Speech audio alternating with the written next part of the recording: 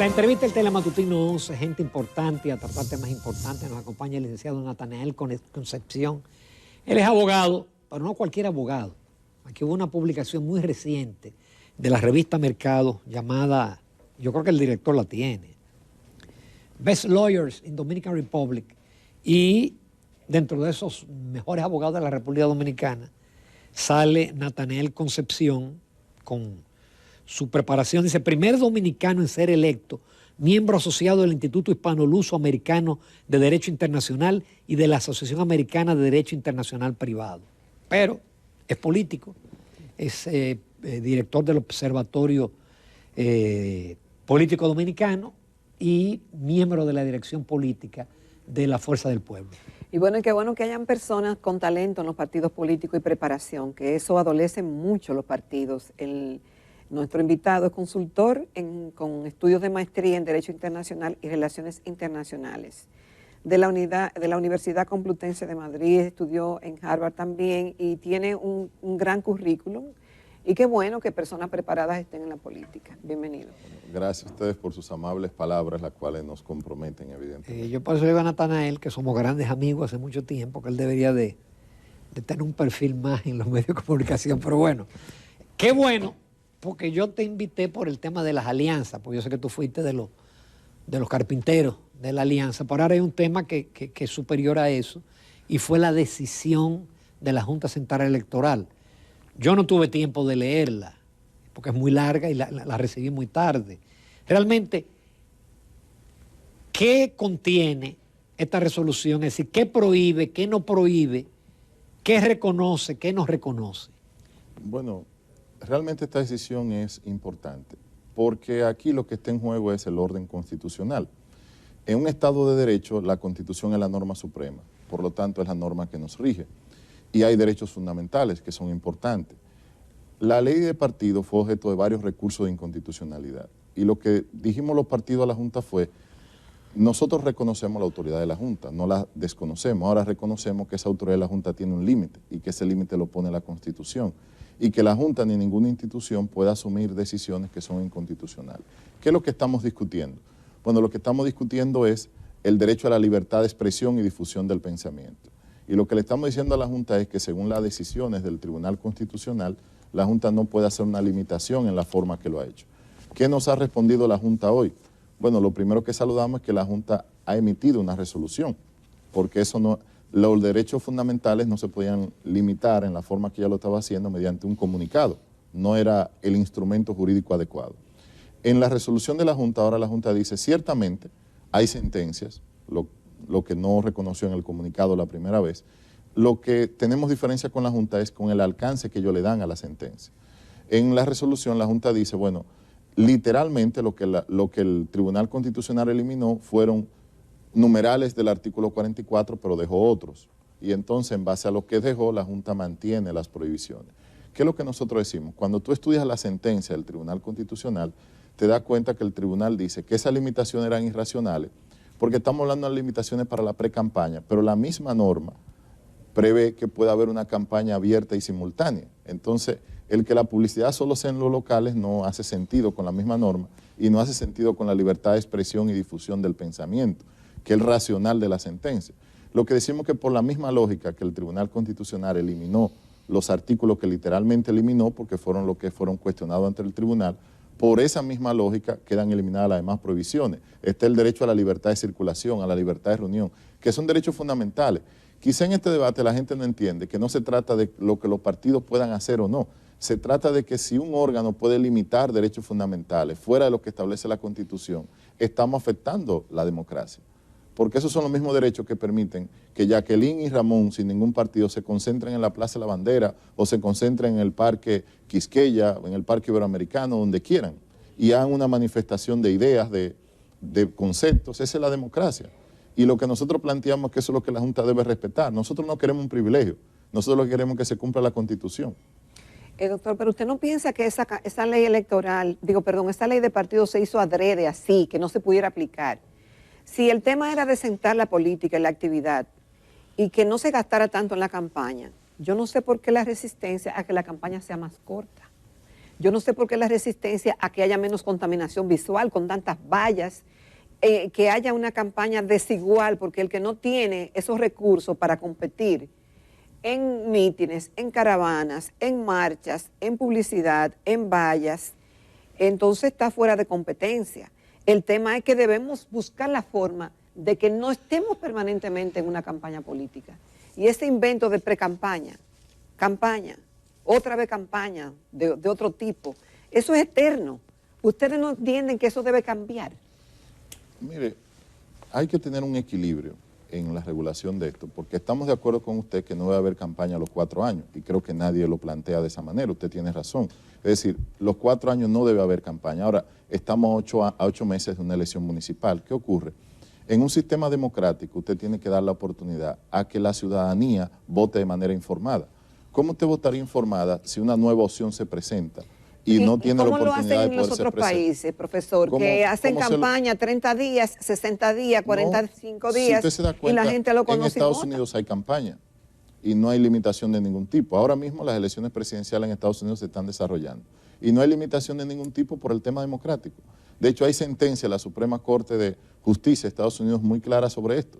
Y si usted nota, los republicanos y los demócratas están en campaña, pero ellos no están en campaña escondidos en los locales demócratas y republicanos, que no los tienen, por cierto. Ellos están ante la prensa, ante la televisión, difundiendo sus ideas. Pero no solo ellos, algún candidato independiente que quiera aspirar a la presidencia lo hace porque esa es la esencia de la democracia. O sea, no le estamos diciendo que los 4 años hay una campaña porque es irracional. Pero no hasta un año es mucho. No, pero es que 6 meses, mucho. No, estamos ya en pre-campaña, es decir, la Junta oficialmente declaró un periodo de pre-campaña y le pidió a quien aspire que se inscriba oficialmente. Entonces, ¿cómo usted convence? Porque es una democracia, Jacqueline. ¿Cómo usted va a votar si no puede escuchar y conocer las opciones políticas que hay? Y si esas opciones no se pueden expresar. ¿Cómo sería nuestro sistema democrático si los candidatos serían mudos? Si no pudieran ir a la televisión, si no pueden poner un mensaje de valla, si no pueden decir en las redes sus preferencias, porque estamos hablando del debate político. Pero ¿y en qué afectaría que todo el mundo quite sus vallas ahora y que nadie haga caravana, ni mítines, ni nada de eso? ¿Cuál es afecta el proceso porque estamos en el marco de un certamen electoral y afecta derechos como libertad de difusión del pensamiento y de las ideas, como la libertad de circulación, que son derechos constitucionales, y afecta la esencia del proceso democrático. Busque otro país en el que haya una limitación como la que aquí se está planteando, no lo va a encontrar. Y le digo que hice el ejemplo, nosotros siempre tomamos... Porque están claros y definidos los periodos de campaña. No, pero es que estamos en el marco de lo que es lo razonable. Es decir, estamos a 8 meses de una elección municipal y a 10 meses de una elección presidencial. Es lógico que la ciudadanía comience a conocer las opciones políticas que tiene. Además, la Junta misma declaró un proceso de pre-campaña. Por lo tanto, está dentro del marco de lo razonable. Natanael, pero ellos alegan que ciertos artículos son inconstitucionales. Creo que el 4, 6 y el 7. ¿No? Sí. Los numerales 4, 6 y 7 del artículo 44. Pero no el 1, 2, 3, 5 y 8. Sí, bueno, eso es producto de lo que decía. La Junta lo que dice es, bueno, literalmente esos fueron declarados inconstitucional, pero sería un análisis muy limitado de la Junta de la sentencia, porque lo que hay que ver la sentencia es el racional de la sentencia. ¿Cuál es el razonamiento jurídico de la sentencia? Bueno, la sentencia lo que reclama es justamente respeto a la libertad de expresión y plantea el principio de racionalidad, y por eso incluso plantea que no es racional una prohibición en la pre-campaña de esa manera cuando la misma ley prevé las primarias abiertas y simultáneas que exigirían, por ejemplo, que un candidato o candidato se promocionen ante todos los medios de comunicación porque van a ser sometidos al escrutinio del voto de los ciudadanos. Es decir, nosotros lo que decimos es que en el base del razonamiento de la sentencia, la decisión de la Junta carece de fundamento. Queda prohibido todo, valla, cruzacalle, mítines. En principio daba la impresión de que la Junta había acogido la petición de las empresas de valla, pero cuando uno lee detenidamente el contenido de los artículos se da cuenta que mantiene las 3 prohibiciones, porque lo que hace la Junta es que acoge la prohibición, la inconstitucionalidad del artículo sobre los mensajes negativos, que ya se había dado, y la inconstitucionalidad sobre otros aspectos, pero mantiene su decisión sobre el tema de las vallas, sobre el tema de los mítines y sobre los demás aspectos, que entendemos, insisto, choca con el artículo 48 de la Constitución y no le da cumplimiento efectivo a la sentencia, que según nuestro artículo 137, las sentencias del Tribunal Constitucional son vinculantes para todos los poderes del Estado. Pero además la Junta hace mutis sobre una sentencia del Tribunal Superior Administrativo que sometieron la empresa Colorín y otras empresas de valla que se dio en el 2019, en la que esas empresas también reclamaban la inconstitucionalidad de las normas que prohíben los anuncios en las vallas. Y en la resolución de la Junta no menciona nada sobre esa sentencia. Bueno, el tema es que no vamos a leer los artículos ni los puntos en que se fundamenta la decisión de la Junta Central Electoral, pero ellos dicen que sí mantienen las prohibiciones de pinturas en las calles, aceras, contenes, postes del tendido eléctrico, árboles, cualquier propiedad pública con colores emblemáticos, cruzacallas, valles, afiches, adhesivos distintivos, mural, altoparlante, discolay y cualquier otro medio de publicidad partidaria. Como Ramón decía, que se queda y que se va, pero lo más importante, ¿cuál es la decisión, por ejemplo, en este caso de Fuerza del Pueblo? ¿Acatará eso, quitará las vallas, no hará marcha, no hará caravana, no hará mítines? ¿Qué va a hacer? Nosotros acudiremos a las vías de derecho. La resolución de la Junta va a ser sometida al escrutinio de la misma Junta con recursos de reconsideración y ante los mismos tribunales. Porque le digo, lo que estamos discutiendo aquí es el cumplimiento y respeto a la Constitución. Y nosotros entendemos que la resolución de la Junta no se ajusta a la Constitución ni a las sentencias del tribunal. Y usaremos la vía de derecho, que es lo que la democracia nos permite. No estamos hablando de usar ninguna vía que no sea la legales que tenemos. Y la vamos a usar porque estamos convencidos de que la Junta ha cometido un error y está actuando fuera del marco de la Constitución, y nos preocupa, porque la Junta es un órgano que no puede salirse del mandato de la Constitución, que tiene que actuar dentro del marco de la Constitución. Pero Nathaniel, ustedes tenían planteado para el 25 de septiembre. 23. La entrega de las firmas de los 2 millones, pero afuera en la Plaza de la Bandera iba a haber una manifestación. Entonces, según la Junta, eso no se puede hacer. No es que no se puede prohibir, porque es libertad de circulación y de expresión del pensamiento. Ustedes mañana pueden convocar una actividad en la Plaza de la Bandera y lo único que ustedes tienen que hacer es cumplir con los permisos, porque no estamos hablando de derechos constitucionales. Y a veces no entendemos la importancia de la Constitución en una democracia.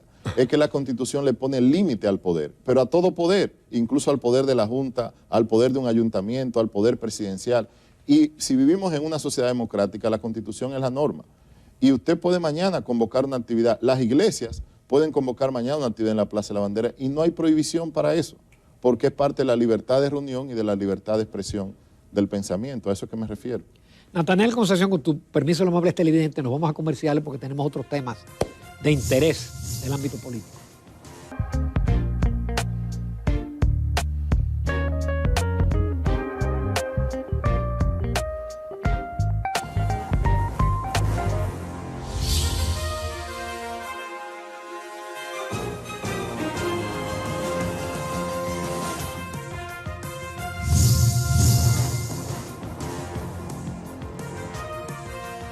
Continuamos en Telematutino 11. Esta mañana nos acompaña el licenciado Nathaniel Concepción, abogado, experto en temas internacionales, derecho internacional, y es miembro de la dirección política del partido Fuerza del Pueblo. Obviamente que hay dos temas políticos en el momento. Uno, ya lo abordamos en el segmento anterior, el tema de la Junta Central Electoral y las disposiciones de cómo se debe hacer la campaña. Y el otro, que lo opacó Franklin y todo lo que ha ocurrido en el país producto de la tormenta, que fue la alianza que hizo Fuerza del Pueblo, PRD y PLD. Algunos entienden que fue una alianza a destiempo y otros dicen que esto le va a ser difícil que el presidente Abinader se vaya en primera vuelta. ¿Cuáles elementos tomaron en cuenta, licenciado, para hacer esa alianza? Y el argumento que yo sostengo de que fue a destiempo, que usted no puede contestar al respecto. Bueno, mire, muy interesante. La alianza, primero se llama Alianza Rescate RD, porque la filosofía detrás de la alianza es que el país vive un momento de retroceso y que hay que revertir ese retroceso y volver al progreso. Y cuando se habla de retroceso es por los servicios públicos. Usted ve, por ejemplo, que en el aeropuerto hay apagones, que no aparecen libretas de pasaportes, que la mayoría de los servicios han desmejorado. Se nota que inicia el año escolar, pero hay carencias que la prensa documenta sobre la forma en que inicia el año. En fin, se nota una involución en unos cuantos aspectos y lo que planteamos es hacer una alianza que revierta eso. Luego, sobre el tiempo de la alianza, está dentro del plazo de la ley, porque las alianzas, políticamente hablando, este es el plazo en el que se van haciendo. Tenemos hasta el 10 de noviembre para las alianzas municipales y hasta 5 días después de las municipales para las alianzas congresuales y legislativa. La alianza cambia el panorama político porque en la República Dominicana hay 4 partidos mayoritarios y 3 estamos pactando una alianza para constituir una mayoría electoral. Si se mantuviera esa alianza. Bueno, es que está legalmente constituida y claramente se va a mantener, porque hemos pactado en lo presidencial un apoyo a quien clasifique a la segunda vuelta en caso de que no haya una definición en primera vuelta. Hemos pactado en 86 municipios de 158 y en 150 distritos. Es decir, estaríamos abarcando alrededor del 60% de las demarcaciones municipales. ¿Qué importancia tiene eso? Las elecciones municipales son de mayoría simple, por ejemplo. Es decir, que no son como las presidenciales que requieren una mayoría calificada. Un poco la estrategia del gobierno, ¿cuál era? Bueno, después de haberse llevado 56 autoridades municipales de la oposición, 56, 25 alcaldes y 28 directores municipales, el gobierno iba a una reelección municipal con 104 alcaldes y 130 directores municipales. Una fuerza significativa a nivel municipal. Ahora, con esta alianza, ¿cuál es el problema que tiene el gobierno? Bueno, que en la estrategia original que era, yo voy a enfrentar una oposición dividida, en la que la Fuerza del Pueblo lleva un candidato, el PLD uno, el PRD otro, por lo tanto, por la mayoría simple, aunque los votos de la oposición me hagan una mayoría, yo cruzo porque esos votos están segmentados. Al nosotros compactar ese voto, pues claramente dificultamos el triunfo en febrero. Y de cara a mayo, ahora lo que hay es una mayoría electoral en la oposición, porque hay que entender que estas fuerzas gobernaron en 20 de los últimos 28 años, y fue porque constituyeron una mayoría electoral. El hoy partido de gobierno nunca había ganado unas elecciones en primera vuelta, porque el presidente Hipólito Mejía estuvo cerca de ganarla, pero como estuvo tan cerca, tanto el expresidente Balaguer como la organización del PLD en ese momento le concedieron el triunfo porque la verdad le faltaron pocos puntos para ganar en primera vuelta. Quedó con 49.80, si no recuerdo mal, casi 50. Y el presidente Abinader ha ganado en primera vuelta ahora en la elección del 2020, y quiero dar un dato que es poco debatido. El presidente Abinader ganó con 24.875 votos más de lo que perdió Hipólito en el 2012. ¿Y eso por qué? Bueno, repite eso. Es decir, Vuelve de la nuevo. cantidad de votos con la que gana en primera vuelta el presidente Abinader en el 2020 es 24.875 votos más de los que perdió Hipólito en el 2012, 8 años antes. Eso es por la abstención. Eso es por la abstención. Es decir, el triunfo en primera vuelta se facilitó, además de la división del PLD, del tema de la pandemia, de todo lo que hubo, por una abstención, ¿no?, que fue un 15% por encima de lo normal. Es decir, hubo más de 1 millón de electores tradicionales que no votaron. Por lo tanto, ahora cuando se habla de una primera vuelta, se habla de 2.800.000 votos aproximadamente, partiendo de un comportamiento estándar de la abstención, que ronda el 30%. Lo que decimos es que las fuerzas que habían constituido una mayoría históricamente, una mayoría electoral, se han reunido, y eso es lo que proyecta una mayor posibilidad de triunfo en la oposición, combinado con este dato. En América Latina, desde el 2016 hasta la fecha, han habido 19 elecciones presidenciales, 19. ¿En cuántas de esas ha ganado el que está en el gobierno? En Paraguay, en Nicaragua, que es cuestionable si hubo una elección, en Venezuela, que sabemos la situación, en 3. En las otras 16 lugares de América Latina ha ganado la oposición. ¿Por qué? Porque de esa fecha venimos arrastrando efectos de descontento social, de malestar y de crisis. Y con una economía, con un crecimiento como el que estamos teniendo de apenas 1.4 en el semestre completo, de enero a julio, que es un poco más del semestre, nos damos cuenta de que hay un malestar por la situación económica, además del problema de los servicios públicos. Doctor, yo comencé a hacer el ejercicio ayer a propósito del artículo que publicó el doctor Leonel Fernández, pero todavía no lo he concluido. Pero en esas naciones que perdió la reelección y que ganó la oposición, ¿habían candidatos que habían sido presidente y ganaron? Brasil, por ejemplo, Lula. Ese uno. Ese es uno de ellos. Y ese es quizás el más emblemático, porque Lula no solo es un candidato, sino un expresidiario. Un expresidiario que ha ganado una elección después de una campaña brutal y de unos cuestionamientos muy duros que hubo contra él. Ahora, ¿qué llevó a Lula a ganar? Las mismas situaciones, ¿no? Además de un mal manejo de la pandemia de Bolsonaro, había inconformidad con la situación económica. Pero ganó ras, como decimos los dominicanos, ras con ras. Fue 48, 49. Bolsonaro todavía, es decir, ganó bastante, digo, perdió, pero con bastante fortaleza. Bueno, ganaron las elecciones, que es el punto que estamos planteando. Y Ya. en otros lugares, el partido de gobierno, cuando no fue el presidente candidato, hubo lugares como Costa Rica, donde el partido de gobierno quedó en tercer lugar, no clasificó. O sea que es un mal momento para los gobiernos. Y ahora en África, en Gabón, ganó la oposición, por cierto, aunque se armó una crisis postelectoral después. Es decir, que el fenómeno no solo es de América Latina. En Europa por igual han tenido grandes dificultades los ejecutivos para reelegirse. Incluso si usted ve la elección en España, son unas elecciones complejas, ¿no? Y después de pandemia, Ha sido peor.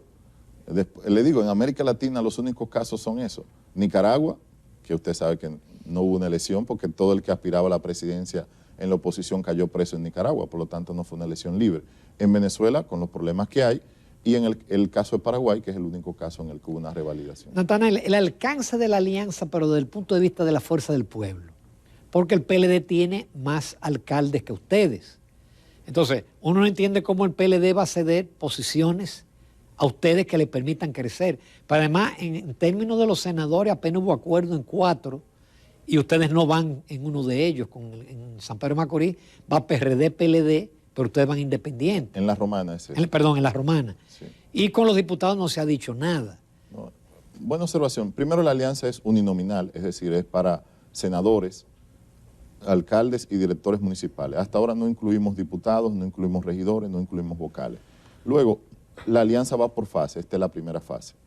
Y yo creo que esta es una alianza histórica porque estamos hablando de partidos que incluso sufrieron una división en el caso del PLD y aquí se ha dado una reconciliación de alguna manera en un tiempo bastante corto, que apenas han pasado 3 años. Y creo que para una primera etapa es mucho lo que se ha logrado. Ahora vienen otras fases del proceso de negociación en el que iremos anunciando al país los avances y los alcances de la alianza. En el caso de los senadores, lo que hicimos fue apenas iniciar el nivel senatorial, por eso son tan pocos. Y en el caso municipal también habrá una ampliación de la alianza, tanto en lo municipal como en lo congresual. Porque las principales plazas no están definidas. No, bueno, por distintas situaciones. Hoy día, volvemos al tema legal constitucional, hay derechos. Por ejemplo, hay lugares, hay algunas de esas plazas en las que los partidos tienen aspirantes que tienen derechos, ¿no?, que están posicionados. Hay discusiones en otras plazas sobre la conveniencia o no de los partidos de pactar. Es decir, que es un proceso de diálogo y negociación que va evolucionando. Yo diría que estemos atentos y que la vocación de la alianza es ampliarse. Natanael, en 2 minutos. Y los que dicen, como Vinicito Castillo, que este es un acuerdo de impunidad, mediante el cual si Leonel gana, van a quitar a doña Miriam, a Jenny, y va a haber un acuerdo de que los casos de corrupción se van. Las normas con las que se combate la corrupción las creó el presidente Fernández, pero además Jenny hoy está en la Procuraduría, en el Ministerio Público, gracias a que hubo una ley de Ministerio Público y hubo un presidente en ejercicio que reconoció el talento de ella y de muchas otras personas y se incorporaron al Ministerio Público, porque en la gestión del presidente Fernández que ella llega fiscal en Santiago. Doña Miriam fue jueza de la Cámara Penal en la gestión del presidente Fernández. Por lo tanto, él ha demostrado en su ejercicio que todo lo contrario, promueve esas normas contra la transparencia. Y quiero decir algo, este gobierno tiene 26 funcionarios destituidos por problemas de corrupción y 6 funcionarios electos que han sido deportados. Y todo el mundo entiende que a pesar de eso el gobierno hace un esfuerzo por luchar contra la corrupción y la transparencia, pero tiene esa realidad de que eso está ahí. Entonces, bueno, ¿por qué nosotros tendríamos que hacer un pacto de impunidad? ¿Y por qué no se le dice al gobierno que quizá lo haría para proteger sus funcionarios? No se le dice. De la misma manera no se debe decir a nosotros, porque no lo estamos promoviendo. Ni en ningún momento de la alianza se ha tratado de eso. La alianza no se ha tratado de eso, ni se puede tratar de eso. Ni negociaremos, ni plantearemos, ni hablaremos de impunidad, ni es necesario. Natanael Concesión, muchísimas gracias por tu participación. Gracias. Que se repita. Gracias, a sus órdenes. Ahora nos vamos con la doctora Luz Rosa Estrella y su segmento de los martes de Psicología a la Familia.